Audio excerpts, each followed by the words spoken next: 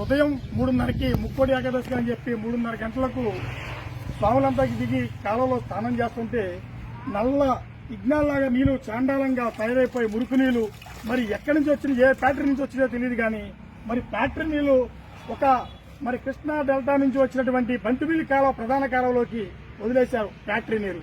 ఇది కనీసం ఈ నీళ్లు ఎంత లెక్కైతే వెళ్తుందో అన్ని చోట్ల కూడా వ్యాధులు ప్రబలుతాయి, చర్మ వ్యాధులు వస్తాయి. మరి వాటర్ ఇప్పుడు ఈ టైంలో అన్ని చెరువులకి పంచాయతీ చెరువులకు కానీ మరి వాటర్ ట్యాంకుల చెరువులకు కానీ మొత్తం అన్నింటినీ కూడా పెట్టుకోవాల్సిన టైం ఇది.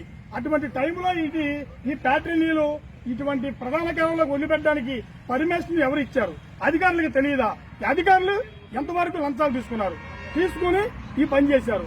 ఒకటి నైట్ దొంగారికంగా నైట్ కూడా వదిలిపెట్టారు నీళ్ళు. ఇది పగలు పెడితే జనం చూస్తారని చెప్పి రాత్రి ఇటువంటి ఫ్యాక్టరీ నీళ్లు ఈ కాలంలో వదిలిపెట్టారు. దీనివల్ల రైతులకి ఆక్వా రైతులకి మరి ఎన్నో రకాలుగా ఈ నీళ్ల వల్ల నష్టం జరుగుద్ది.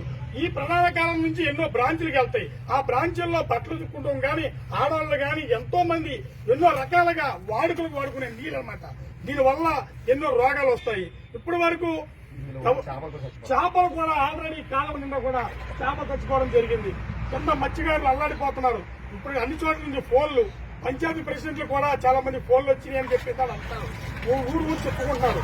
అన్ని రకాలుగా జరుగుతున్న నష్టాన్ని మరి ఎవరికి కనబడతలేదా? ఇప్పటి వరకు ఎవరికి తెలియదా?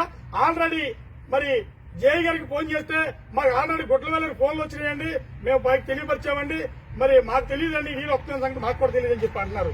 మీకు తెలియకుండానే ఇటువంటి మంచినీళ్ల చెరువుల కాలంలోకి మరి మన ఇది ఒక పెద్ద పరిశ్రమ అంటే ఒక ఫ్యాక్టరీ నీరు మురికి నీరుని వదిలిపెట్టాలంటే మీరు ఎన్ని రకాలుగా మంత్రి సహాయం కూడా కావాలని వస్తుంది మీకు. ఆ సహాయంతో మీరు చేసిన పని అనుకున్నా నేను.